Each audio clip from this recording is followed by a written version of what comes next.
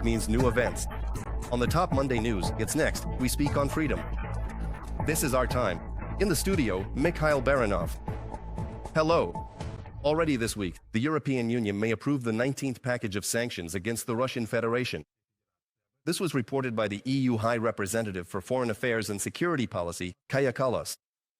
New restrictions against Moscow, as well as additional support for Kiev, are being discussed today in Luxembourg by the foreign ministers of the EU countries. Before the meeting, Kaja Kallas emphasized that Russia has not yet shown any real desire for peace, even despite the efforts of US President Donald Trump. We see Trump's efforts to establish peace in Ukraine. Of course, all these efforts are welcomed, but we do not see that Russia is truly striving for peace. Russia only understands strength and negotiates only when it is truly forced to do so. That is why, of course, we are discussing what else we can do. We expect that the 19th package of sanctions will be adopted this week. The head of the Ukrainian Foreign Ministry, Andriy Sybiha, also joined the discussion on new sanctions, support for Ukraine, and the possible meeting between US President Donald Trump and Putin. Vitaly Sizov, Freedom's special correspondent in Europe, is following the events in Luxembourg. And right now, he is live with us. Hello, Vitaly. What have the European diplomats already discussed, and perhaps there are already some concrete decisions? Please, the floor is yours to share the details of this meeting. Good afternoon, Mikhail. Yes, indeed, the Ukrainian minister was one of the main guests at today's meeting. He spoke about the results of Ukrainian President Volodymyr Zelenskyy's visit to Washington and his conversations, meetings, and discussions with US President Donald Trump. The Ukrainian minister emphasized the importance of maintaining pressure on Russia to force it towards peace. Sybiha stressed that a ceasefire remains a key element of a genuine peace process. But the Ukrainian side, in order to achieve peace, is ready for bilateral or trilateral meetings at the level of the leaders of Ukraine, the US, and Russia. The Ukrainian minister called for involving Ukraine in European Union rearmament programs, such as SAFE, and for investing in the Ukrainian defense industry. He also called for stepping up the process of European integration. We have a direct quote from Minister Sybiha. Today, our weapons protect us. Tomorrow, they will protect you as well. By investing in them today, you are investing in your own security and a peaceful future. We are ready to launch production in your countries. We are also opening up controlled exports of certain types of weapons. Andriy Sybiha, Minister of Foreign Affairs of Ukraine.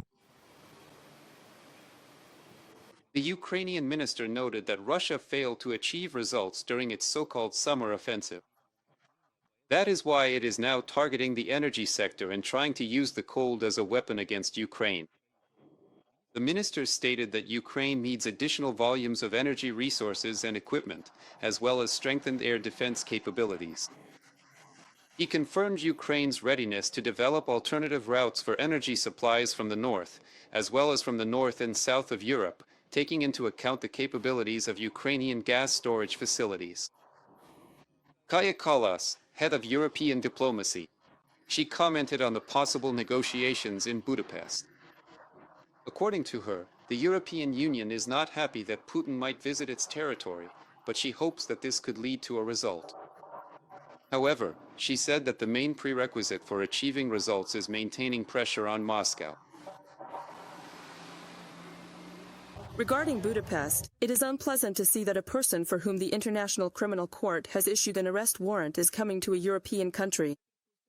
And the question is whether there will be any result at all. We will be watching how events unfold in Budapest. We do not forget that Russia only negotiates under pressure, so we hope that President Trump will do just that.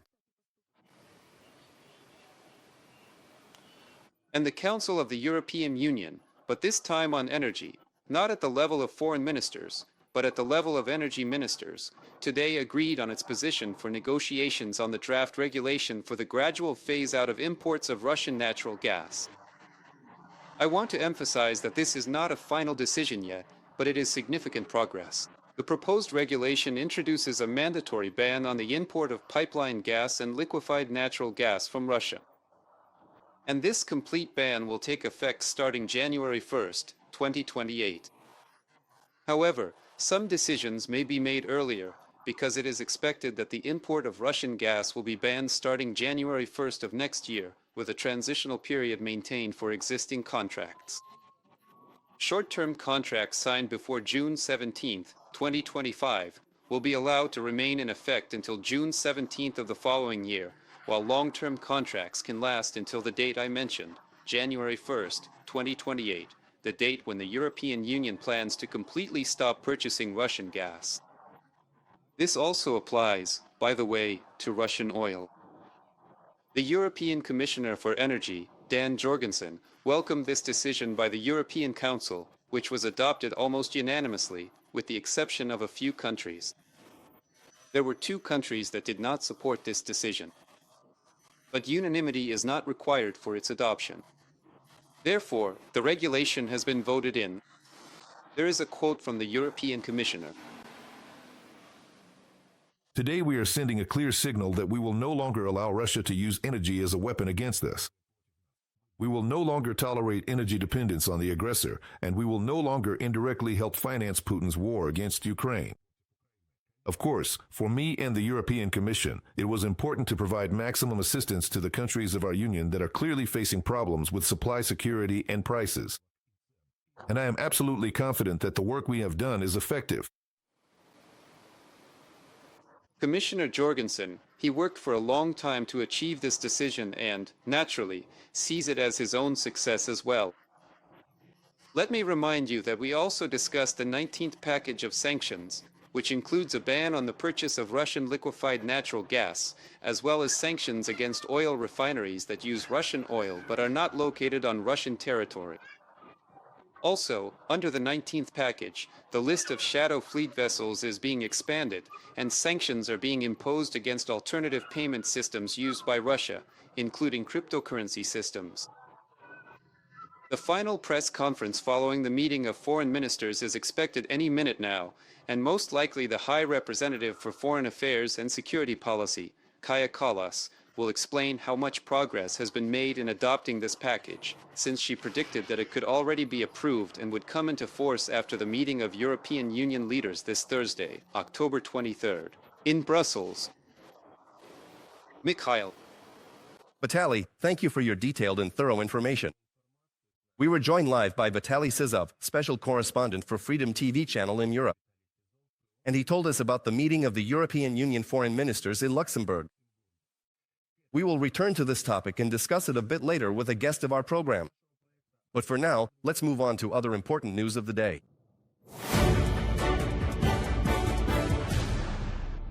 Russia continues its attacks on Ukrainian cities and villages. On Monday night, the invaders launched 3 Iskander-M ballistic missiles and 60 drones at Ukraine, according to the Ukrainian Air Force. The defenders of Ukraine's skies neutralized 38 drones. Russian missiles and drones hit 12 locations. Ukrainian energy infrastructure is under Russian attack. Several energy facilities were struck in the Chernihiv region.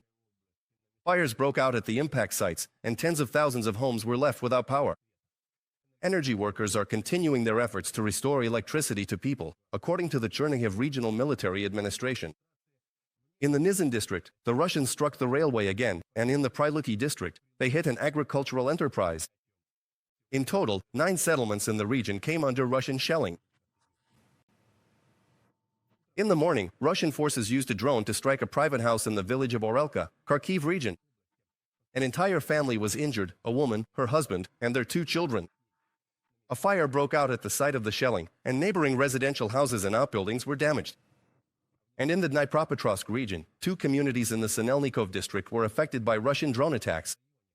An apartment building and shops caught fire there, and the cultural center was partially destroyed. The Russian Federation Army also shelled the Nikopol district with artillery, Nikopol itself and one of the communities. There, for private houses, 6 outbuildings, and a power line were damaged. There were no casualties or injuries.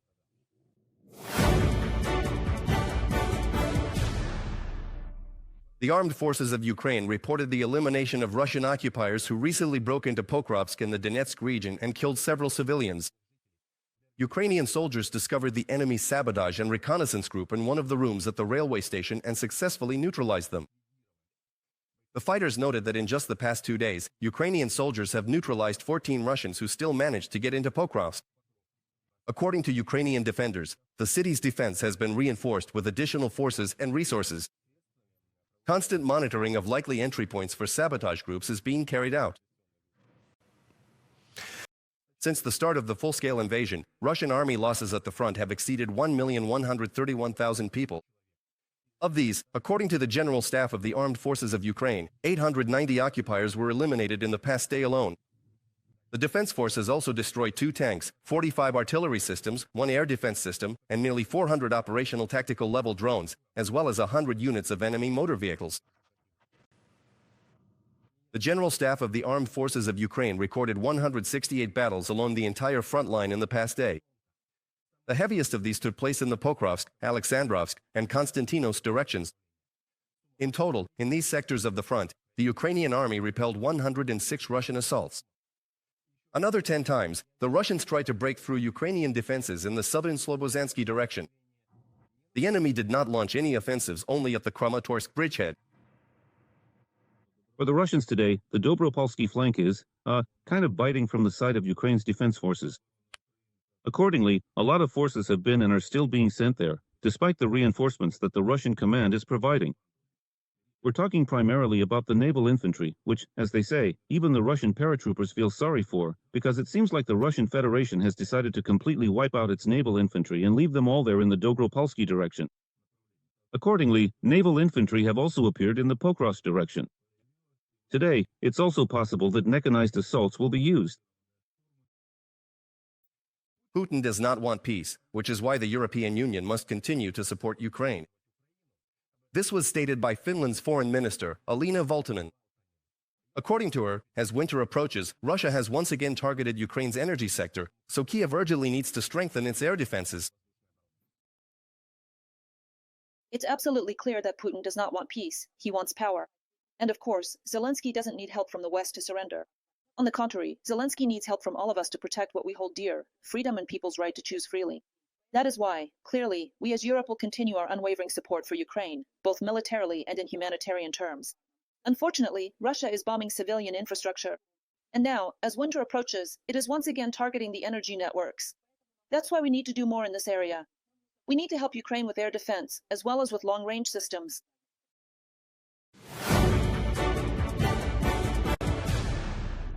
And now, back to the main topic of the day.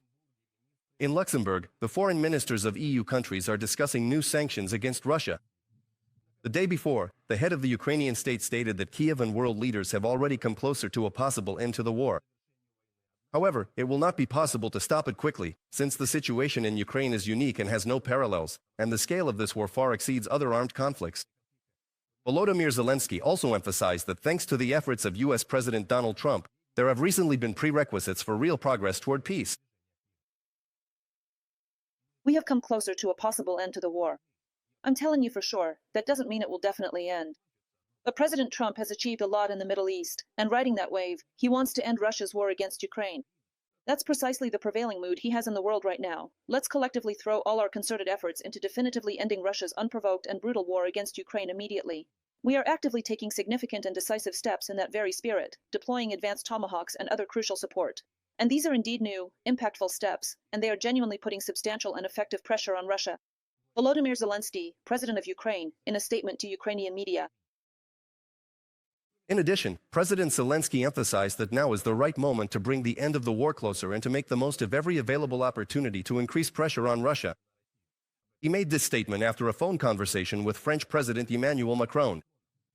The leaders also discussed current diplomatic issues in Ukraine's recent contacts with its partners and agreed to meet in the near future. Subscribe to The Gaze and stay updated on the most important events, top news from Ukraine and all over the world, in-depth analysis, exclusive reports and interviews, all on hand in our channel. Join our community of viewers and stay tuned.